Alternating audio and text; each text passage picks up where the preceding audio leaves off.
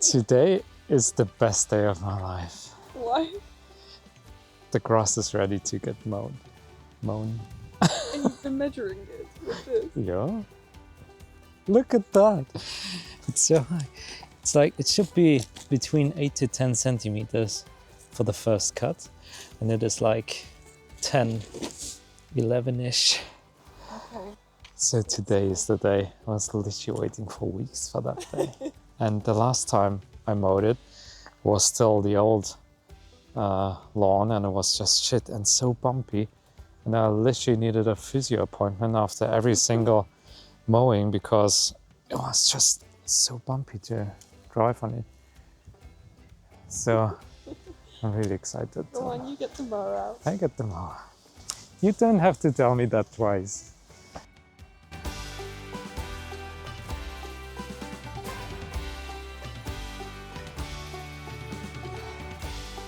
Today felt like the type of day where all our hard work had paid off. We'd spent all the time we had this past month making the garden as good as possible, and now we could tell it was really good indeed. There's actually a really funny story about the mower, because when we bought the house, there obviously were also other interested people. There were obviously also other people interested in the house. And one of them said they really want to buy the house, but they want the mower to come with it. And so the previous owner already sold the mower. It was still here, but it was already sold to get a bit more money out. And in the end, the people that said that didn't buy the house. We bought it. And the agent thought that we said we really want the mower. So the previous owner had to buy it back. And so it came with the house, which we are really grateful for. Many of you have been asking about the chickens and the bees, and boy do we have an update for you. So in order for you to catch up, we have to go back in time. I have been wrapping Dale's bumblefoot for weeks now, and it finally paid off. I actually just wiped it and the top part of the scab lifted, and it's just normal skin underneath. So that's a good sign. Yeah, it's just normal skin underneath now here. Where the scab used to be, it used to be like that. I don't want to pull it all off because it's healing, but it's just normal toe now. And Max was working on getting more confident with the bees. So a little bee update today. I have made the second hive like 3 weeks ago, and they should have a new queen now, which I now need to find and mark her to be able to just find her easier in the future. So I'm gonna try that now, the first time. Like always, I'm a bit nervous. I get a bit more confident with them, but I also feel like the second new hive is a little bit more nervous. So let's see how they are today. Don't know what they're doing, but it looks like they're either attacking someone or helping someone. Interesting.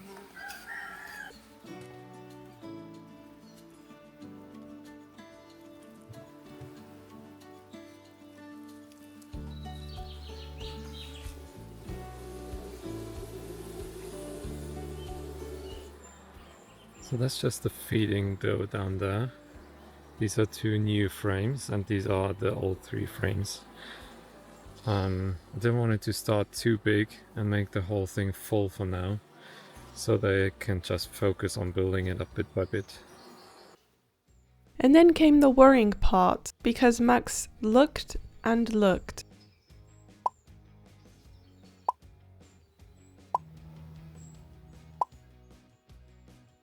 So I was just checking the new hive, but I noticed that it doesn't look too good. There are way too many male ones, way too many drones.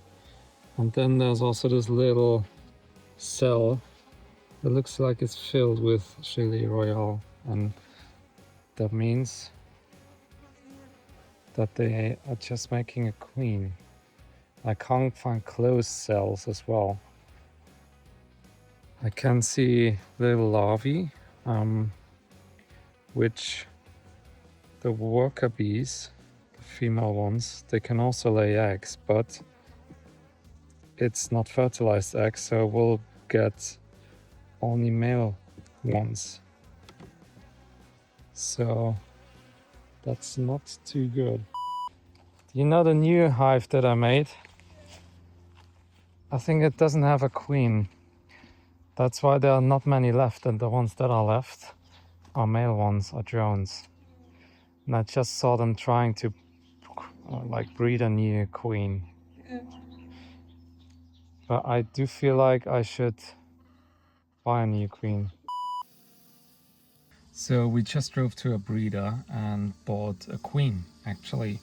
And the queen is in this little cage. It comes with some dough, some feed, sugar dough, and a couple of worker bees to basically support her. And so I spoke to him and he said the safest option would actually be to make a new hive now, because he said in the old one, if there are larvae inside, there's some kind of like a fake queen, like a female worker bee that decided that she's the queen now, but she's not a real queen because she can't fertilize eggs. And that means unfertilized eggs will turn out male drones, which we don't like. We can't have a hive only with male drones. So if I put the new queen in now, he said that there's a chance that the fake queen kills the actual new queen. So he said make a new hive. So basically the same procedure like I already did, taking a couple of frames out of the old one, putting it in a new one, putting the new queen in the cage, and it has a little opening here on this side, and if I take the plastic out, it will take them about 2 to 3 days to eat through the dough, and then they can get out. So it's like a time capsule basically. So yeah, I'm gonna do that now, put the new queen in, and then after a couple of days I can put it where the hive is now. So take the shit hive away, put the new hive there, take out all the bees, and then they will hopefully fly into the new one. It's a bit of a shit feeling that I screwed up the hive that I made, but you just never know what happened to the queen, because I mean it takes them like 2-3 weeks to produce a new queen, but then after a week when it gets fertile it flies out to mate. So it could just happen there that she gets eaten by a bird or something, whatever happens, and then she doesn't come back. So that's my theory. But yeah, we will see how this time turns out. So luckily I did buy a couple more boxes to make more beehives and to make them bigger, so I can just create a new beehive out of these ones now.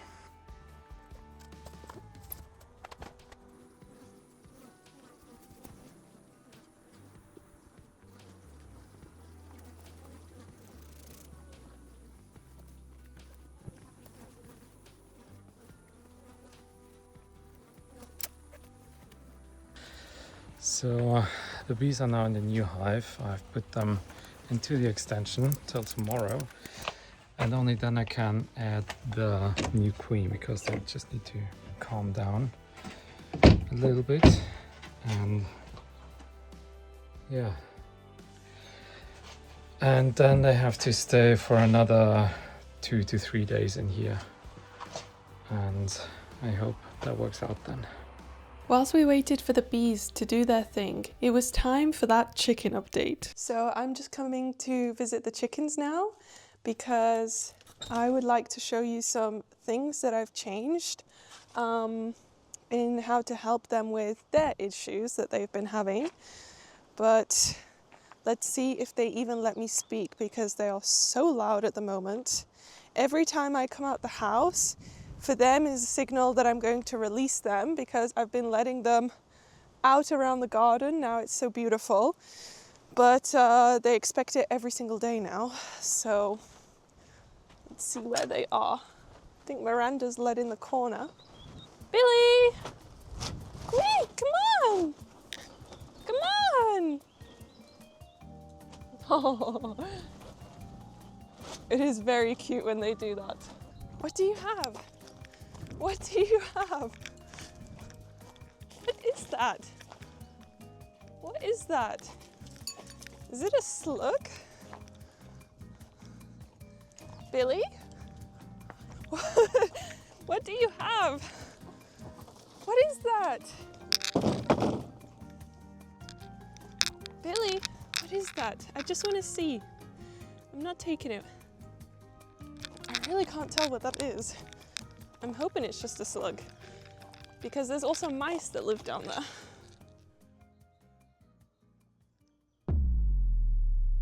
What? What is that? A lizard? Is that a lizard? Billy? What? What is that? Billy is... I'm so shocked right now. Put that down.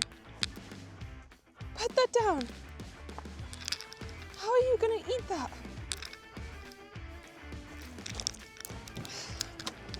Oh, she ate it. You ate it. Is that good? You crazy thing. Poor thing is now inside Billy's crop, but I might have to let them out because they are so loud that I won't be able to speak. Yes, do you want to go out? But first, before I let them out, I want to catch Isabella because she is the only one with bumblefoot still. And so I want to treat her for that today because she's getting better. But first I need to try and catch her. And she is quite speedy. Let's see if we can do that. Her mom is Dale and her dad is Princess.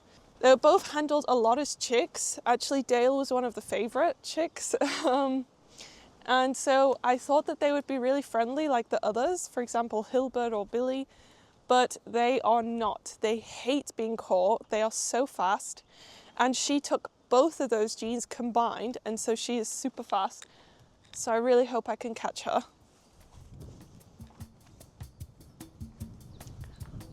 Isabella. Isabella. Hey. No. Billy, you're not helping. No, not in the hideout. Come on, Isabella. Shoot. Go. Go. No, no, no. Almost. Isabella. Wait. Good girl. Isabella. No. Oh, it's okay. It's gonna work out for me. She's actually better today. Good girl. Oh, I got a spider web all over me. Back down. Oh, I got you. I got you. Oh. We got her. Hey. With her shoes. Yeah. This is Isabella. And last time you saw her, she will have been a chick. So she's a full-grown adult now. But, no! But she's just like her mom, and she has very sensitive skin. So she is the only one that's gotten bumblefoot now. The others have recovered. But I'm gonna show you what that looks like. I'm gonna take her to put in the water. But first I need to release the others. So I put her in the house.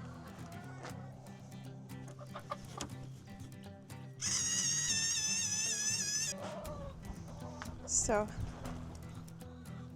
let's release the others. They will run. Go, be free. Be free. Billy just ate a lizard, so God knows what else she's gonna find, or if she even has room to find anything else. But what I do is I leave Isabella inside the house whilst I prepare her bath. And this is how I've been doing it after speaking to Sharon, and I will say that it has worked really well, so I definitely recommend it. So I have this bucket here, and she fits in here, and I just get some warm water from the house, and I just put a little bit of warm water in the bottom, and sometimes I add Epsom salts because they are that bougie. No, it's really because Sharon told me that the Epsom salts can help with the wound. But it's really hot today, so I don't want her in the sun, so I'm just going to put it in the shade next to the house.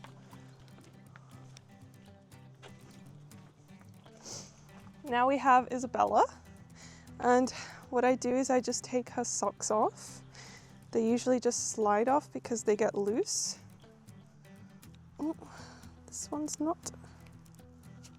Go. The other one. She's quite dramatic, but you just stay with her. Oh, there we go. And this is like a very stressful, quick thing because she's so fast. So I have to have 3 hands basically and put this straight away on top because she will leap. Yes, good girl. She doesn't want to go. Yep. No, Isabella. Stop. And I used to give her this open here, but that didn't go well. So I have to keep it closed, which is quite cruel, but she's only in here for a few minutes. So she tolerates me. Girl.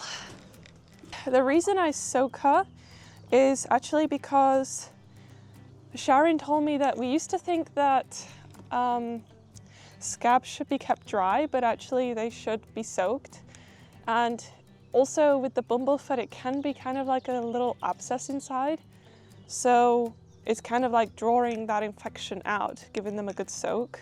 But yeah, I just leave her in here for 10 minutes to kind of soak the scab. And then I come back to her. But I just wait with her, she's in there. And I just want to talk about the other problems they had. Since we did the grass and like the lawn here, the area that they stick to is now quite regularly mowed. So I find that actually the tick problem is a lot better. They don't really have ticks right now. So that's good. But on the other side, with the coryza and mycoplasma, I've really come to the conclusion that it's basically impossible to get rid of. They are just carriers for life. And I kind of understand it as the same as strangles with horses, that they just carry it in their system and it can, Billy, and it can come out at any time, whether they're stressed, whether the weather changes, whether the feed changes or whatever. I personally just want them to have the most fulfilled life possible, which is why I let them free range. It's just something that I really wanted possible when moving here, was to just have them free range in this super beautiful garden. And it would just be a real shame if they were cooped up now because of the birds. And so my solution is to try to keep their contact with the birds as minimal as possible, but to still let them free range because this is their home also, and as you can see, they really love it. Whenever I have a breakout, I just have to try and like maintain it, but I also think it would be stupid for me to restart the flock, because what guarantees are there that there isn't another bird here that carries the same disease and can reinfect a new flock? So I do just think that it's something very shit that happened to us, but I love them too much to just kind of give up on them. So I put up with all of their problems, and I'm sure they're going to throw more at me in the future.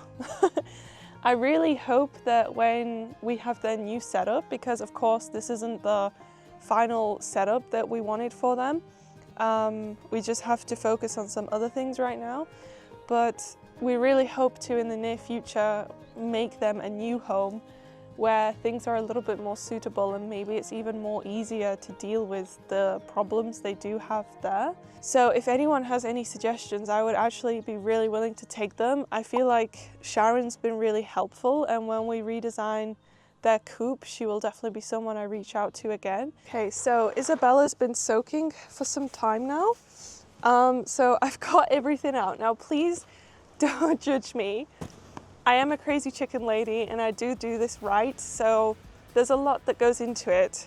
I have sterile compresses, which go on the wound.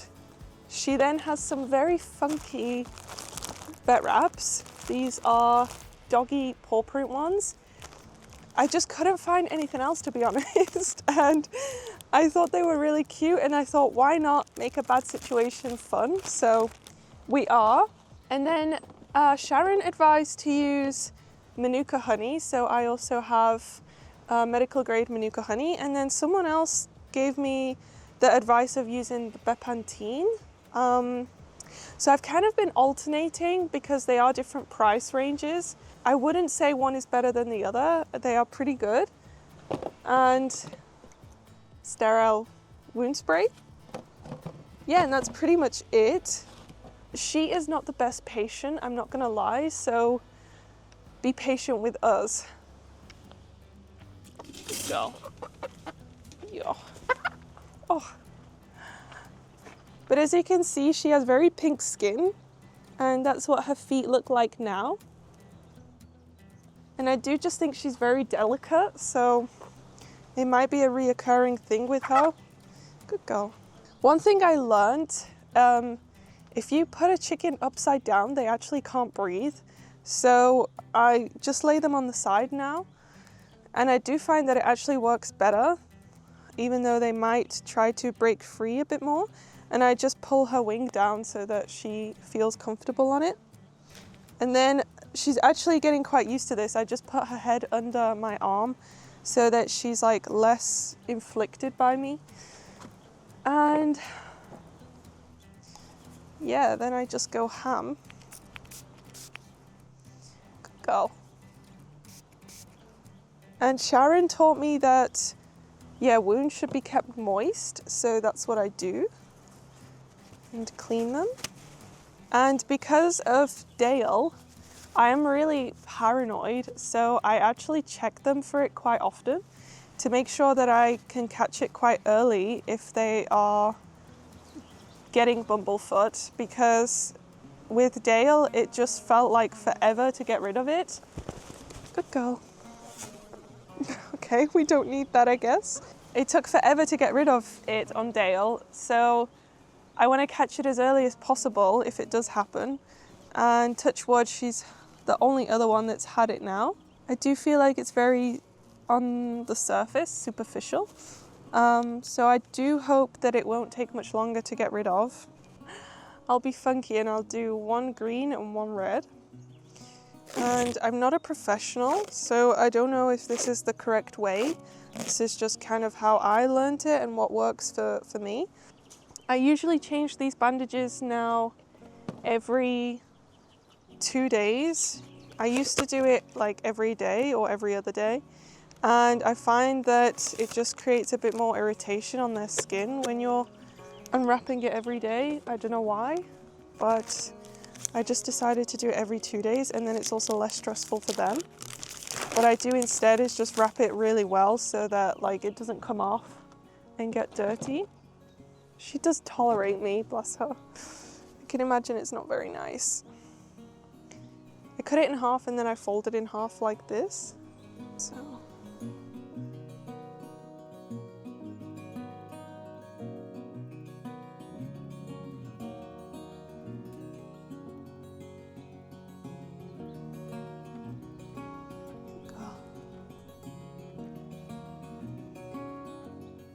I never in a million years thought that I would be wrapping birds' feet for a living. life has changed a lot, but I'm loving it. Okay, so then I just wrap, I do it quite quickly because she hates it, as you can tell. I wrap it in between each toe, and I don't pull, I just try to make it very light and loose because I find with vet wrap that it tightens anyway. Yeah, you're okay. Huh? You're okay. Then I take some sellotape because it's quite dry now, it's summer, but just in case they stand in their water or in a puddle, I don't want the wound to soak up dirty water. So I just put a little bit of tape on the bottom to make it waterproof. And that's it. Yeah. Then I do the other one. And it is quite the thing that I've mastered. I feel like in the beginning, I was terrible at this and I hated doing it. And I was always panicking that I've done it wrong. And I feel like now I'm such a master. I do feel like it's literally just trial and error. And as long as you don't do it too tight, then everything else should be fine. Like also if it falls off, it's not the end of the world. But I really didn't know that owning chickens could teach me so much. And you're all done. Good girl. Ooh. Yeah, she's not really one for the cuddle, so that's it. And that's pretty much all I do for the bumblefoot. And I do that for a couple of weeks and I find that usually it clears up. So I hope it's the same with her. But what I was saying before about keeping the birds separate is especially important with the food. So like here, I have a hanging bird feeder because I found that the birds would come to steal the chickens' food when they didn't have enough of their own or when their feeders were empty. And somewhere over there I also have a bird drinker that is off the ground so that the chickens can't get it. But what I want to show you is what I got for the chickens because I splashed out and I got them a very bougie feeder and drinker. This is their new drinker. I have been testing it already for like a week or so and I'm still quite scared because if I show you, it's like this. And I think they're called nipple drinkers. So they have to like press it and then the water comes out. And then underneath they have like a little plastic where it just fills up with the water if it's dripping. But the one fault I see already is that sometimes the nipples can just stay pressed in and like it floods like it has now. So it is a bit of a worry if you're away from home and it's just like dripping constantly that they run out of water. So I haven't yet tested it completely when I'm away and I always give them that old one as a backup just in case. But what I like about this one is it has the lid so no birds can come here to drink from it so that they have their own separate drinkers from the birds. But I still need to test it a little bit longer and it is also quite expensive. I was hesitant to buy this because it sounds lethal, but it's actually not that bad. They just stand on it and it opens so that they can eat and then it closes when they're off. And it's pretty like simple and you can just fill it from the top. And I actually thought that like a mouse or a rat could open this, but they can't. I figured that out. So yeah, basically the birds also can't steal their feed, which just helps with them mixing the diseases. But I'm just gonna fill it up now because it's empty. And I also wanna show you the feed that I bought for them because at first I really thought that they're not gonna eat it and they're not gonna like it. But then I saw a TikTok video of a lady putting herbs in the feed and it's actually made such a difference.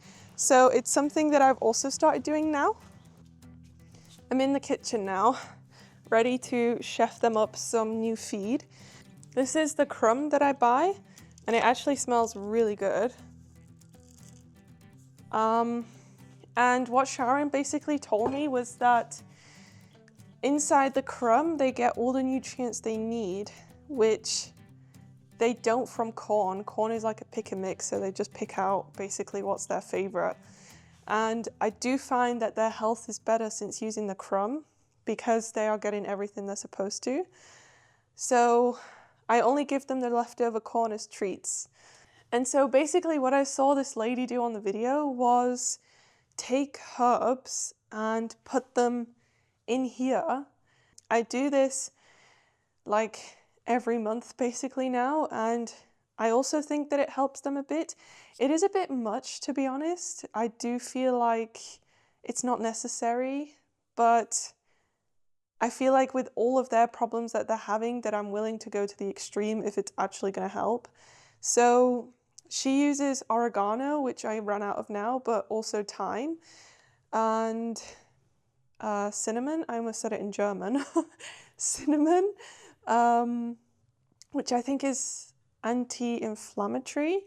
And also I put in some chili flakes, which I have left over from our HelloFresh, because the chili is good for digestion and parasites. And yeah, you just put it in and mix it all through.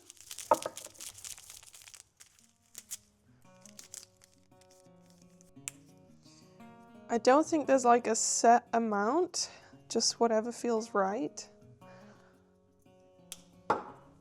And I really love herb mixes. I used to also prefer to give my horse herbs than like powders. I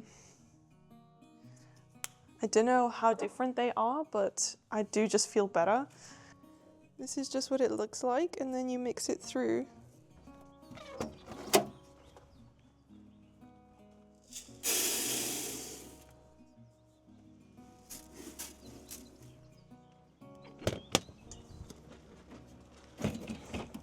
And I feel like that's pretty much all I can do to try and do my best at the moment. I feel like I can't really do any more until we move them into their new spot.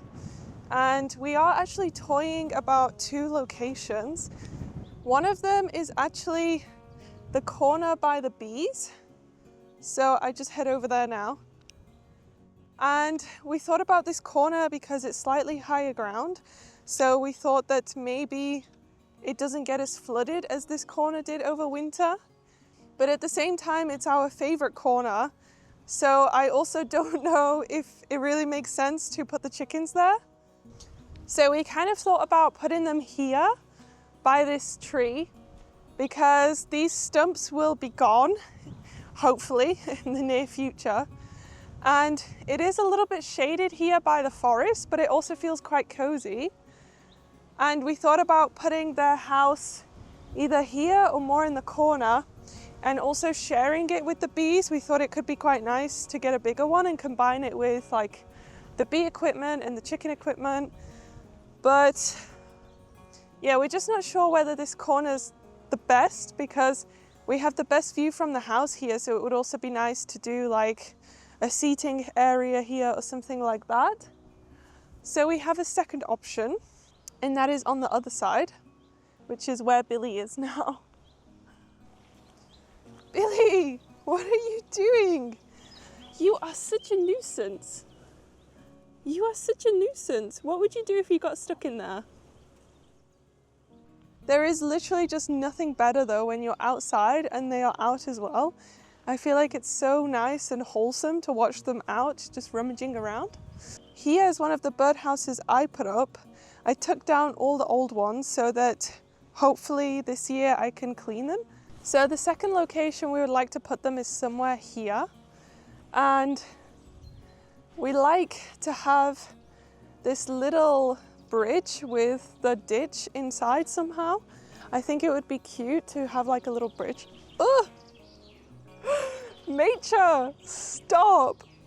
I literally just had a bee sit on my finger as I was doing this and then like flick off. Anyway, so as I was saying, I would like to do it somewhere here where we can, where this little platform is, do like a cute bridge, and they could have this little ditch kind of as a feature. And then we also have this really beautiful oak here, and I thought it would be really nice to have them next to this oak somehow. Yeah, let me know which idea you think is better, because I'm tending to go to this side, but I would also be open to some suggestions for next to the bees. The chickens are still teaching me new things every single day, but I'm really grateful with the progress we've made since last year. And the same goes for Max and the bees. It's a completely new world to us, but I feel like we're finally getting some grip of it. It may be a slow progress, especially with them having to build a new queen and hive, but regardless, we do feel it will be worthwhile. But we definitely don't need them that close to us. They're so busy. It was like a horror movie the other day when we first brought them in, and oh my god, there's a fly on the floor and I thought it was a bee. When we first brought them in, they were really panicked, and one was trying to squeeze through this tiny hole, and it was like a horror movie. And it was just, I was so scared because I thought if one makes it through, then all of them are going to realize they can do it, and then it's just going to be bees in the whole house. Can you manage? Yeah. But now they are a lot happier. Now they're not trying to squeeze through, they're just busy. And I think I really love you if I sleep in the same house that has a flock of bees inside. Easy. But anyway, it was finally time to let them back outside, and we were so excited but also so nervous because we hoped that they had accepted the new queen and that hopefully they will have recovered. So when they came trundling out yet again, we were super excited to see them go off on their journey to find some pollen.